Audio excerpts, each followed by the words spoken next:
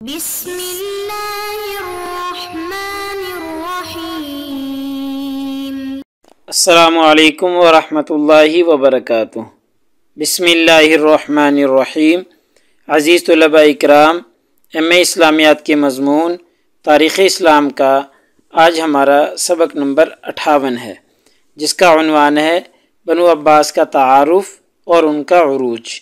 یہ عنوان ہم نے پچھلے سبق میں بھی پڑھا تھا اور آج کے اس سبق میں ہم اس کا حصہ دوم پڑھیں گے۔ تو نئے سبق شروع کرنے سے پہلے ہم گزشتہ سبق کا خلاصہ دیکھتے ہیں۔ پچھلے سبق میں ہم نے بنو عباس کا تعارف پڑھا تھا اور باقاعدہ ان کا سلسلہ نسب دیکھا تھا، جس سے بنو عباس اور بنو امیہ کا ایک عمومی سا تعارف ہمارے سامنے آ گیا تھا۔ اور ایسے ہی پچھلے سبق میں ہم نے بنو عباس کا عروج کیسے شروع ہوا، پہلے وہ خاموش زندگی گزار رہے تھے اور پھر ان کے اندر کیسے انتقام کا جذبہ پیدا ہوا اور کیسے ان کے اندر خلافت کا اور حکمرانی کرنے کا جذبہ پیدا ہوا، ہم دیکھ چکے ہیں۔ تو آج کے اس سبق میں انشاءاللہ ہم اسی عنوان کو آگے لے کر چلیں گے اور دیکھیں گے کہ مزید ان کو پھر آگے کیسے عروج ملا اور کیسے وہ حکمرانی تک اور خلافت تک پہنچ گئے۔ تو ہم پچھلے سبق میں بنو عباس کا عروج دیکھ چکے ہیں، جس میں حضرت عباس رضی اللہ تعالیٰ عنہ، جن کی طرف بنو عباس منسوب ہیں، ان کا تعارف ہم نے دیکھا، اور حضرت عبداللہ رضی اللہ تعالیٰ عنہ جو کہ حضرت عباس کے بیٹے تھے، ان کا ہم نے تعارف دیکھا،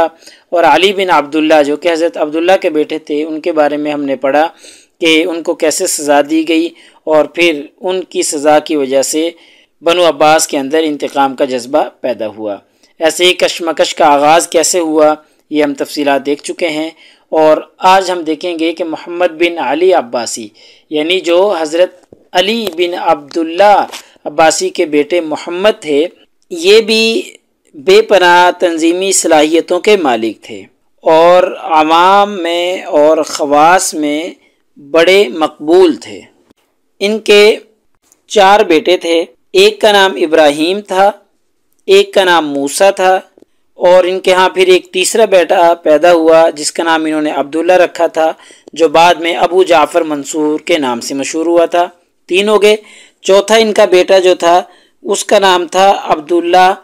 جن کو عام طور پہ عبداللہ الصفا کے نام سے جانا جاتا ہے، اور الصفا کے نام سے وہ مشہور ہے، اور عباسی خلفاء میں سے پہلے خلیفہ بھی یہی عبداللہ محمد بن علی کے بیٹے جو تھے، جن کو الصفا کہا جاتا ہے، یہ مقرر ہوئے تھے۔ تو اس محمد بن علی عباسی نے عباسی تحریک کو مزید آگے بڑھایا اور بڑی عمدگی کے ساتھ اور بڑی دور اندیشی کے ساتھ اس کو لے کر چلا، اور بے ضابطہ نہیں بلکہ باضابطہ انفرادی دعوت کے ذریعے اس نے اس کو ایک تنظیمی اور شکل دے دی اور اس کو باقاعدہ منظم دعوت بنا دیا۔ یہ وہی دعوت تھی انتقام کی اور بنو امیہ کی حکومت کو ختم کر کے بنو عباس کو خلیفہ بنانا، جو کہ ان کے والد علی بن عبداللہ نے شروع کی تھی۔ تو ان کے بیٹے محمد بن علی نے اس کو باقاعدہ تنظیمی شکل دے کر باقاعدہ منظم کر کے آگے بڑھانا شروع کر دیا، اور ان کا طریقہ کار کچھ اس طرح کا ہوتا تھا کہ ان کی جتنے بھی دعوتی امور ہوتے تھے وہ خفیہ ہوتے تھے۔ اپنی دعوت کو پھیلانے کے لیے انہوں نے جگہ جگہ داعی مقرر کیے تھے اور تنظیم سازی کی گئی۔ پہلے ایک مجلس خصوصی بنائی گئی جس میں 12 لوگ مقرر کیے گئے، اور پھر مجلس خصوصی کے ماتحت 70 لوگوں پر مشتمل ایک مجلس عمومی بنائی گئی، اور یہ سارے کے سارے لوگ دعوتی کاموں سے جڑے رہتے تھے، اور اس تحریک کا ہر کام، ہر بات صیغہ راز میں رکھی جاتی تھی۔ اگر کسی کو داعی منتخب کیا جاتا تھا تو بڑے احتیاط کے ساتھ کام لیا جاتا تھا، اور داعیوں کو مختلف شکلوں میں شہروں میں بھیجا جاتا تھا، کبھی داعی کو تاجر کے روپ میں، کبھی داعی کو ایک فقیر کے روپ میں، تو اس طریقے سے مختلف روپوں میں بھیس بدل بدل کر داعیوں کو مختلف علاقوں میں بھیج دیا جاتا تھا، جو اپنی تقریری صلاحیتوں کو استعمال کرتے ہوئے اور بنو امیہ کے مظالم کی درد مندانہ کہانیاں سنا کر عوام کو ان کے خلاف بھڑکاتے تھے، اور چونکہ اپنے لیے یہ ہمدردیاں حاصل کرتے تھے اور ہمدردیاں حاصل کرتے تھے بنو ہاشم کے نام پر، ہم نے پیچھے پڑھا تھا کہ بنو ہاشم میں حضرت علی رضی اللہ تعالیٰ عنہ کی اولاد بھی شامل ہے، تو بنو ہاشم کا نام لے کر یہ اپنے لیے ہمدردیاں پیدا کرتے تھے۔ تو اس وجہ سے بنو ہاشم بھی پھر ان کے ساتھ مل گئے کہ اگر حکومت ملی تو پھر بنو ہاشم کو اور حضرت علی رضی اللہ تعالیٰ عنہ کی جو اولاد ہے انہی کو ملے گی، ان کو نہیں ملے گی۔ تو اس طریقے سے بنو ہاشم بھی ان کے ساتھ مل گئے۔ تو اس طریقے سے دیکھیں آپ، دعوت ان کا ایک خاص انداز تھا جس کے ذریعے عوام کو یہ انتقام کے لیے بھڑکاتے تھے، تیار کرتے تھے، اور بنو امیہ کے مظالم ان کو بتلاتے تھے، تو جس کی وجہ سے عوام جو ہے وہ ان کے خلاف ہو جاتی تھی اور ان کے لیے جذبات پیدا ہو جاتے تھے، ان کے لیے عوامی ہمدردیاں حاصل ہو جاتی تھی، اور عوام جو ہیں ان کے لیے اور بالخصوص بنو ہاشم کے لیے ہر قسم کی قربانیاں دینے کے لیے تیار ہو جاتی تھی۔ تو اس طریقے سے یہ ایک خفیہ دعوت کے ذریعے عوام کو اپنے لیے تیار کر رہے تھے اور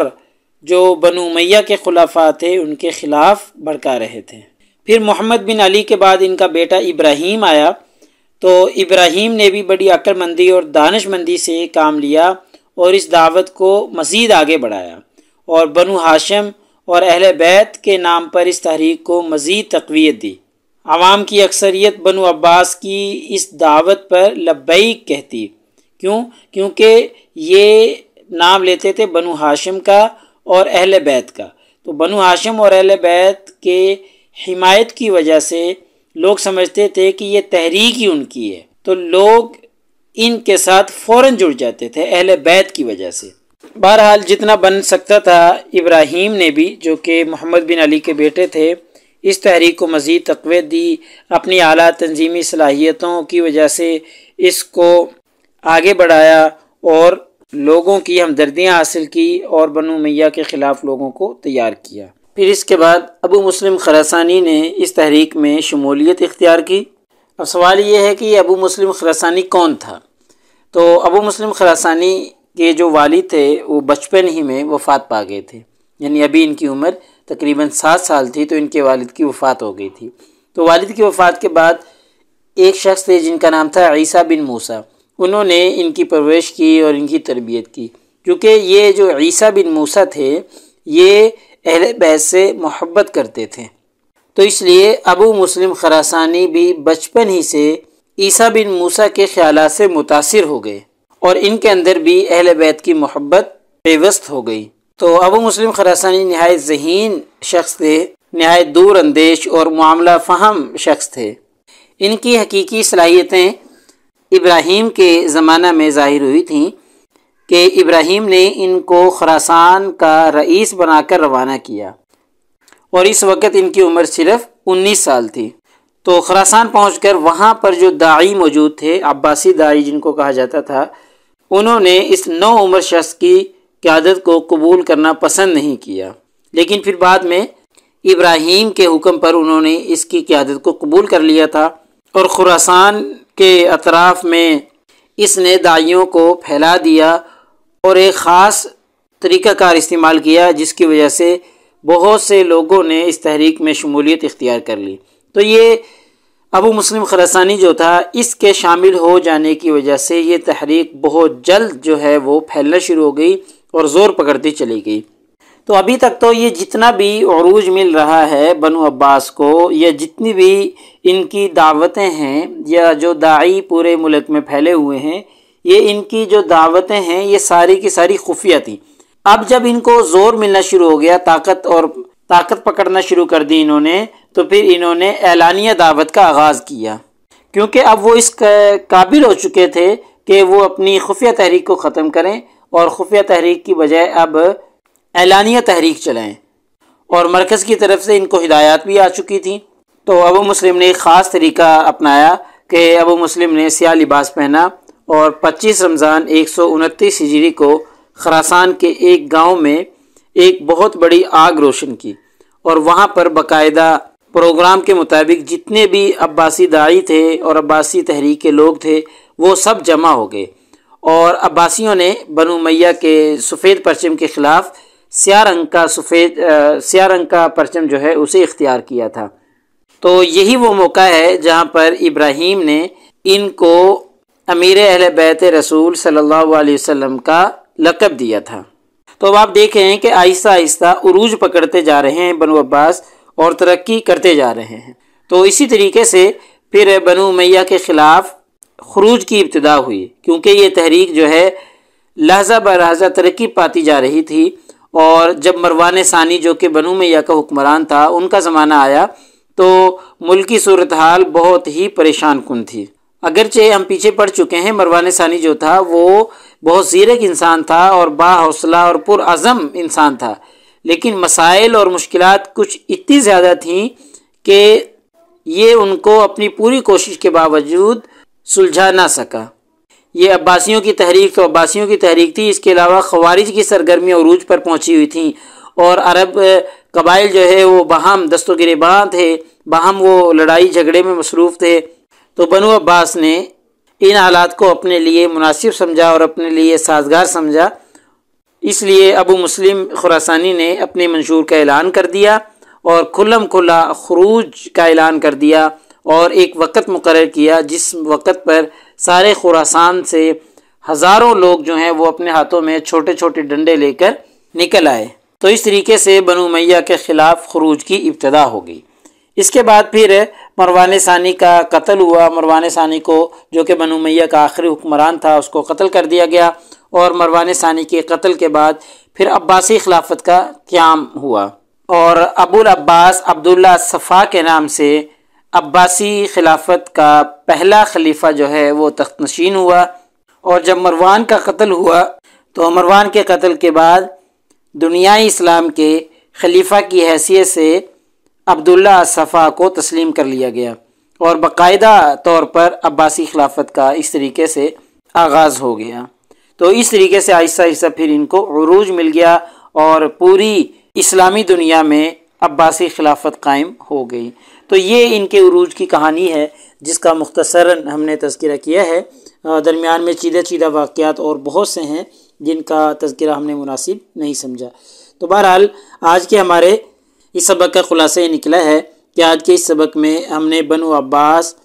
کے عروج کی کہانی پڑھی ہے کہ بنو عباس کو کیسے عروج ملا اور کیسے یہ ترقی پاتے چلے گئے۔ تو پیپر میں پوچھے جانے والے سوالات سے متعلق اگر ہم گفتگو کریں تو یہی ایک سوال جو کہ پچھلے سبق میں بھی ہم نے دیکھا تھا کہ بنو عباس کا تعارف اور ان کے عروج پر نوٹ لکھیں، تو ان کو کیسے عروج ملا بے تفصیل ہم نے دیکھ لیا ہے۔ تو اگلے سبق نمبر 59 میں انشاءاللہ ہم اسی ترتیب سے چلتے رہیں گے، اور